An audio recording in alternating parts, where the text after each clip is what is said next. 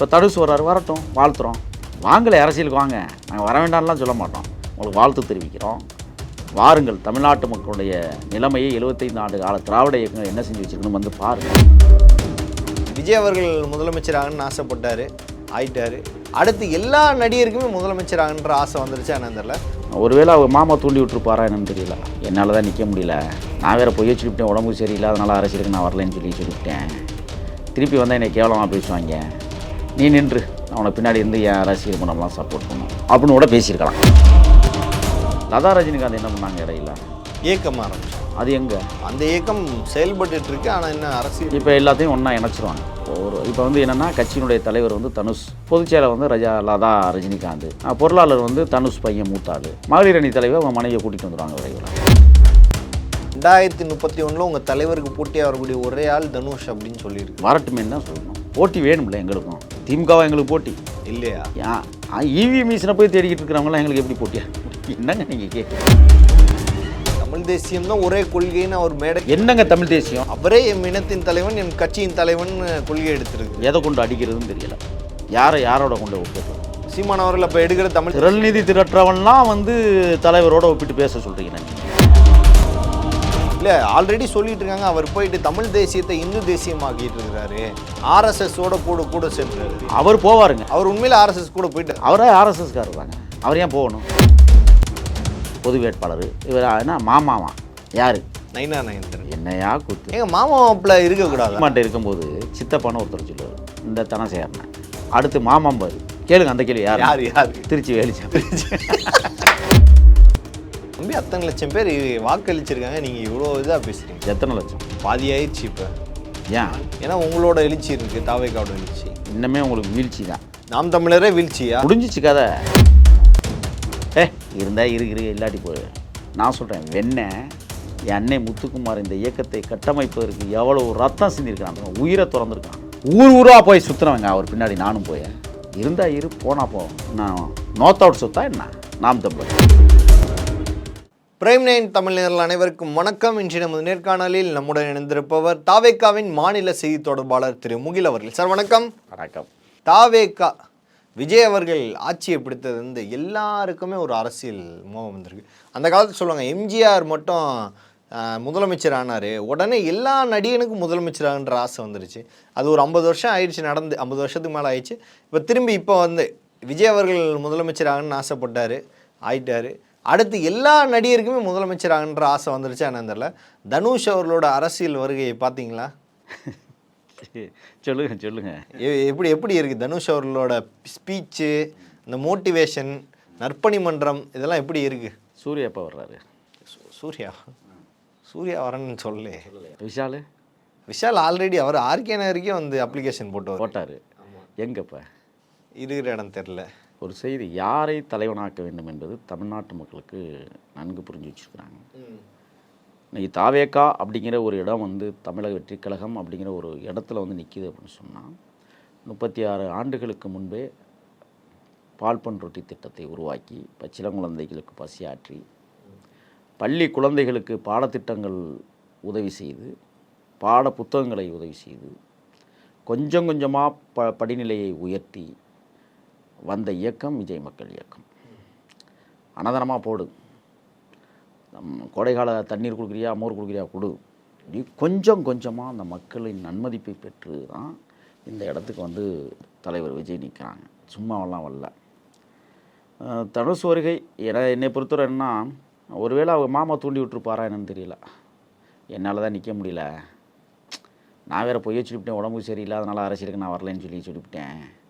திருப்பி வந்தால் என்னை கேவலமாக பேசுவாங்க, நீ நின்று அவனை பின்னாடி இருந்து என் அரசியல் பண்ணலாம் சப்போர்ட் பண்ணும் அப்படின்னு கூட பேசியிருக்கலாம். மாமாவே ஐடியா கொடுத்து ஐடியா.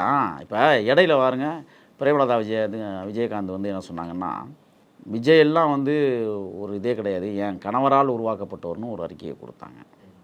இப்போ தனுஷ் யார் மூலமாக வர்றாருன்னா, அது ரஜினிகாந்த் மூலமாக வர்றாரு. லதா ரஜினிகாந்த் என்ன பண்ணாங்க இடையில? ஏக்கம் ஆரம்பித்தாங்க. அது எங்கே? அந்த ஏக்கம் செயல்பட்டு இருக்கு. ஆனால் என்ன அரசியல் இப்போ எல்லாத்தையும் ஒன்றா இணைச்சிருவாங்க. இப்போ வந்து என்னென்னா, கட்சியினுடைய தலைவர் வந்து தனுஷ், பொதுச்செயலர் வந்து லதா ரஜினிகாந்த், பொருளாளர் வந்து தனுஷ் பையன் மூத்தாள், இணை செயலாளர் தனுஷுடைய இன்னொரு பையன், மகளிர் அணி தலைவர் அவங்க மனைவியை கூட்டிகிட்டு வந்துடுவாங்க விரைவில். விஜய் அவர்கள் கட்சி ஆரம்பிக்கும் போது மட்டும் ஏற்றுக்கிட்டா தனுஷ் அவர்கள் கட்சி ஆரம்பித்தா ஏற்றுக்க மாட்டீங்களா? விஜய் வந்து தன் குடும்பத்தை எந்த இடத்துலையும் நுழைக்கலையே. பார்த்தீங்களா அந்த கூட்டத்தில் பின்னாடி யாரெல்லாம் நிற்கிறா? அப்பா அம்மா எல்லாம் கைதட்டி சிரிச்சுக்கிட்டு எல்லாம் ஒரு விதமான ஒரு அரசியலை நகர்த்துறாங்க. நான் ஒன்று சொல்கிறேன், தலைவர் சொன்னது தான், வீட்டுக்கு வீடு நாங்கள் 2 பேரை உருவாக்கிட்டு தான் அரசியலுக்கு வந்திருக்கோம். எல்லா வீட்டுக்குள்ளேயும் 2 ஓட்டு எங்களுக்கு ஆல்ரெடி இருக்குது. தனுஷ்க்கு இப்போ எங்கே இருக்குது? பாக்கியராஜ் கட்சி ஆரம்பித்த கதையாக இருக்குது, இல்லை டி ராஜேந்தர் கட்சி ஆரம்பித்த கதை, சிவாஜி கணேசன் கட்சி ஆரம்பித்த கதையாக போகுது. இதுக்கு வந்து அதாவது என்னென்னா, ஆசை வரலாம், அது கனவு கலந்த ஆசையாக இருக்கணும். அது இல்லைன்னா வெற்றி பெற முடியாது. இப்போ தனுஷ் வர்றாரு, வரட்டும், வாழ்த்துறோம். வாங்கலை, அரசியலுக்கு வாங்க, நாங்கள் வர வேண்டாம்லாம் சொல்ல மாட்டோம், உங்களுக்கு வாழ்த்து தெரிவிக்கிறோம். வாருங்கள், தமிழ்நாட்டு மக்களுடைய நிலைமையை 75 ஆண்டு கால திராவிட இயக்கங்கள் என்ன செஞ்சு வச்சுருக்கணும் வந்து பாருங்கள், படிங்க, படிப்பினை உணருங்க. நாங்களே இப்போ எங்கள் தலைவர் வந்து கிட்டத்தட்ட 36 வருடங்கள் இந்த ஆட்சியாளர்கள் செய்த அட்டுழியங்கள்லாம் கொஞ்சம் கொஞ்சமாக படித்து வந்து தான் இன்றைக்கி ஒரு பேராசிரியர் பெருந்தகையாக இருக்கிறார். அவர் இன்றைக்கி எங்களை எல்லாம் வழி நடத்துகிறாருன்னு சொன்னால் சாதாரண விஷயம் இல்லை. வாங்க, தமிழ்நாட்டு தளத்தில் உங்களுடைய கொள்கை என்னமோ ஒரு கொள்கை சொல்கிறாரே, எண்ணம் போல் வாழ்க்கை, எண்ணம் போல் தான் வாழ்க்கை. இது என்னது? இது தத்துவமா இல்லை என்ன? தத்துவம். இது வந்து அவர் சொல்கிறது. அவரோட கொடியில் கூட எண்ணம் போல் வாழ்க்கை, எண்ணம் போல் தான் வாழ்க்கைன்னு இருக்கும். யாரோட எண்ணம்? அவங்களோட எண்ணம். அவங்களோடனா தனுஷனுடைய எண்ணம், தொண்டனோட எண்ணம். இதே ஒரு அஜெண்டாவை முதல்ல.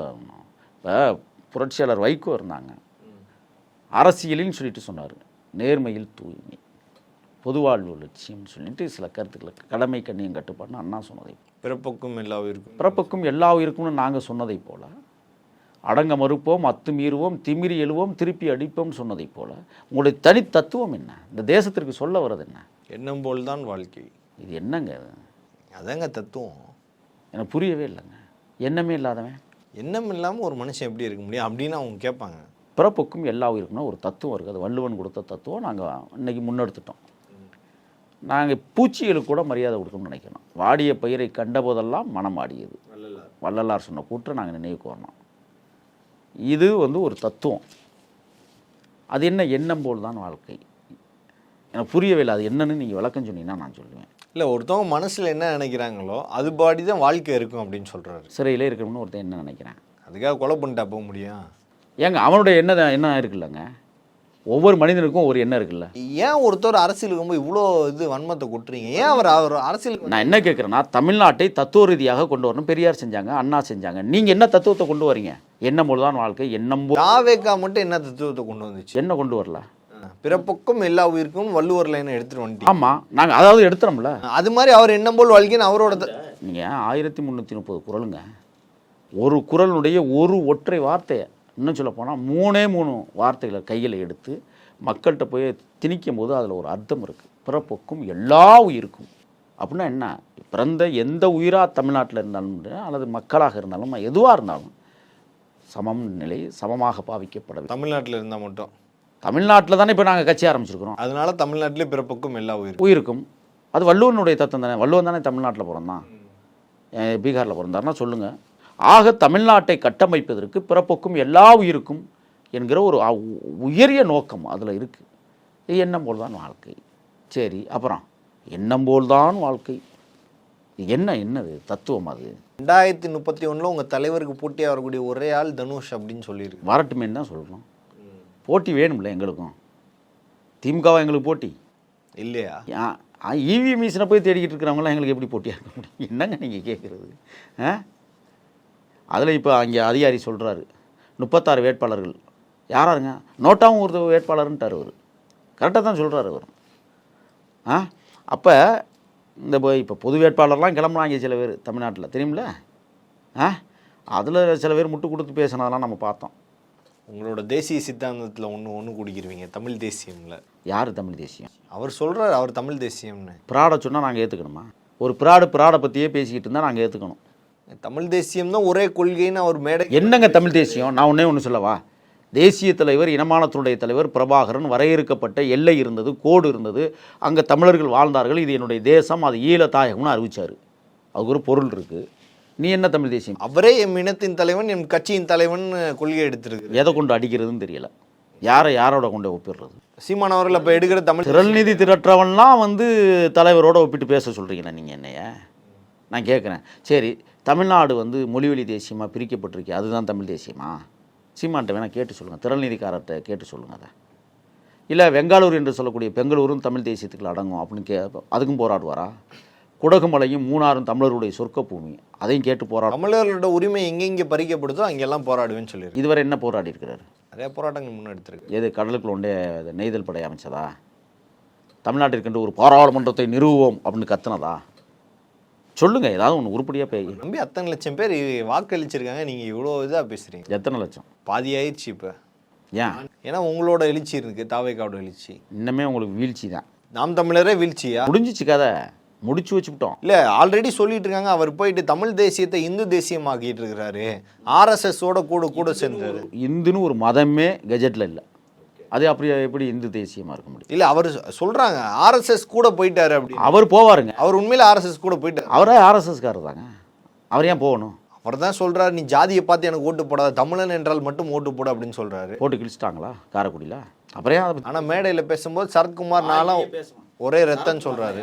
சரத்குமார் யார்? அவர் யார்? முதல்ல நடிகர், அவ்வளோதானே. அப்புறம் ஒரு கட்சியோட கட்சியோட எந்த கட்சி? சாமாக்கா, சமத்துவ மக்கள் கட்சி. நான் வேற மாதிரி நினச்சிட்டேன். அது எங்கே இப்போ பாஜக இருக்குல்ல, அங்கேயே இருக்கட்டும். இவங்கெல்லாம் வந்து பேசுகிறத பார்த்தா எங்களெல்லாம் கேனப்பெழுக மாதிரி தெரியுது அவங்களுக்குலாம்.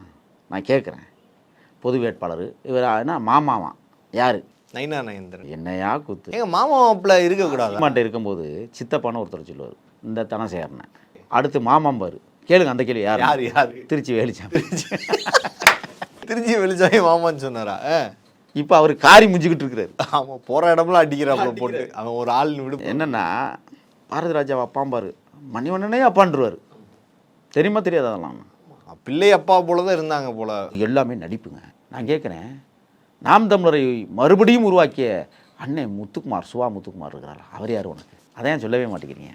இவங்கெல்லாம் மாமா, சித்தப்பா, பெரியப்பா, ஓகே, கொலை செஞ்சவன், கொள்ளையடித்தவன், கொள்ளையடிக்க காத்துக்கிட்டு இருக்கிறவன், இவங்கெல்லாம் சித்தப்பா, பெரியப்பா, மாமே, மச்சான் எல்லாம்.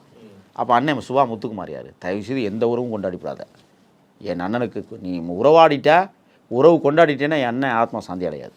இல்லை, நிறைய பேர் போர்க்கொடி தூக்குறாங்க. நாங்கள் ரீசெண்ட் டைமில் அந்த தர்மபுரி, ஆமாம், ஒட்டுமொத்தமாக வளர்க்குறாங்க. ஆமாம், சொல்லும்போது இவர் சொல்கிறாரு, நான் எடுக்கிற முடிவு கட்டுப்பட்டு இருந்தா இல்லைன்னா கட்சி நீ பாட்டி கிளம்பு, கட்சியை அது திரள்நிதி திரட்டுறதுக்கு ஆதரவான கட்சி. திரள்நிதி திரட்டுறதுக்கு மட்டும்தான் அந்த கட்சியை வழி நடத்துறாரு. இருக்கிற இளைஞர்கள்லாம் அப்படின்னு சொல்கிறீங்களா? இந்த கட்சியில் இருக்கிறவங்க ஏங்க, அவன் ஏதோ ஒரு கனவுல வந்தாங்க, திகச்சு போய் நிற்கிறாங்க. எல்லாம் தேவையில்லாமல் வந்துட்டோமோ, என்ன பண்ணுறதுன்னு தெரியாமல் நிற்கிறானுங்க, எல்லாம் தடுமாறி போய் நிற்கிறானுங்க. அதனால தான் தாவேக்கா தான் இன்றைக்கி உண்மையான இயக்கம் அப்படின்ட்டு தான் இன்றைக்கி நாம் தமிழர் இருக்கிற அத்தனை தேசிய தலைவர் பிரபாகரனுடைய உறவுகள் எல்லாரும் இன்றைக்கி தமிழக வெற்றி கழகத்தை நோக்கி வர்றாங்க. இல்லை, அந்த மேடையே அவர் சொன்னார், நயனா நயந்திரன். இன்னைக்கு மாப்பிள்ள சீமான் இன்னைக்கு இருக்கிற மாதிரி அன்னைக்கே இந்த இதில் இந்த மேடையில் இருந்திருந்தா இந்நேரம் நிலைமையே வேறு, தமிழ்நாட்டோட நிலைமை அப்படின்னு சொல்லி. நயனா நயந்திரன் அதிமுக இருந்தார் அப்பவா?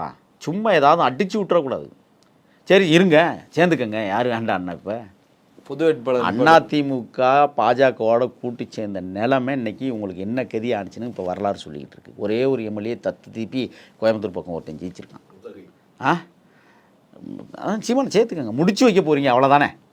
சீமானை முடிச்சு வைக்க போகிறாங்க. ஆமாம், போய் சேர்ந்துக்கங்க, நல்லா கூட்டணி வச்சுக்கோங்க, கொஞ்சம் குழாவிக்கங்க, சரிங்களா? அந்த நான் கேட்குறேன், ஒரு கட்சியினுடைய தலைவராக இருந்த சரத்குமார் எங்கே?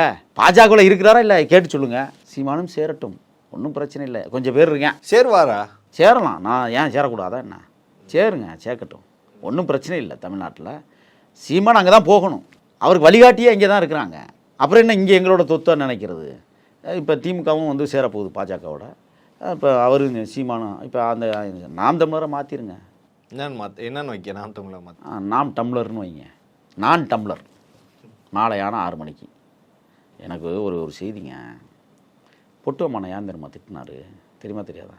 இந்த உண்மை இன்னைக்கு தான் சொல்கிறேன். தலைவரை சந்திக்க போன இடத்துல 2 நிமிஷம் ஒதுக்கியிருக்கிறாங்க, அவ்வளோதான் மரியாதை. இவர் பேசின தமிழில் தலைவர் பிடிச்சி போய் ஒரு 6 நிமிஷமாக நீடிச்சிருச்சு. பொட்டுவமான் பக்கத்தில் நின்று சொன்னார். காவல்துறை அந்த பயிற்சி முகாமை திறக்க போகிற இடத்துல தான் இவரை சந்திக்கிறாரு. இப்படி சுரண்டி நோண்டி நேராகிடுச்சு தலைவா. அந்த கடுப்பில் தான் இங்கே வந்து குடிச்சுவிட்டு பொட்டுவமானை திட்டினது. தலைவனோட பேச விடாமல் தடுத்து விட்டானே. உங்களுக்கு தெரியாது அதெல்லாம்? இதுதான் காரணமே. நீங்கள் சும்மா இல்லைங்க. இப்போ தருமபுரியில் வந்து இருந்தால் இரு இல்லாட்டி போ. நான் சொல்கிறேன், வெண்ணெய் என் அன்னை முத்துக்குமார் இந்த இயக்கத்தை கட்டமைப்பதற்கு எவ்வளோ ரத்தம் சிந்திருக்கிறான் தெரியுமா? உயிரை திறந்துருக்கிறான் இந்த கட்சிக்காக. ஊர் ஊராக போய் சுற்றுறவங்க அவர் பின்னாடி நானும் போய் ஆட்களை சேர்க்கறதுக்கு. இருந்தால் இரு, போனால் போ. இன்னும் நோத்தோட சொத்தா என்ன நாம் தமிழர்? ஈழத்தாயகத்தின் விடியலுக்காக தன்னையே தனலாக்கி கொண்டு மடிந்து போன தியாக மறவருடைய ரத்தத்தில் உருவான இயக்கம் நாம் தமிழர். இன்றைக்கி உங்கள் கொளுத்து ஆடுறீங்க, கோடிக்கணக்கில் பணம் வருதுன்னு ஒரு 2 பேரை சேர்த்துக்கிறீங்க. அல்ல இஞ்சில்லை, எவனும் இல்லைப்பா. இங்கே அந்த திரள் நிதியை திருடி திங்கிறவன் 2-3 பேர் இருக்கான். அவனை வச்சுட்டு கட்சி நடத்தலாம்னு நினைக்கிறீங்க. அன்பான வேண்டுகோள் பிரபாகரனுடைய தம்பிகளுக்கும் பிரபாகரனுடைய பிள்ளைகளுக்கும் நான் வேண்டுகோள் விடுக்கிறேன். அவன் கரம் பிடித்து நடந்தவன் நான். அந்த காரணத்துக்காக சொல்கிறேன்.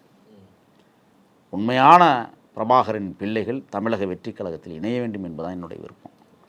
ஏன்னா இங்கே தான் தலைவன் தூக்கிய சிவப்பு மஞ்சள் கொடி இங்கே தான் பறக்குது, வேற எங்கேயும் பறக்கலை.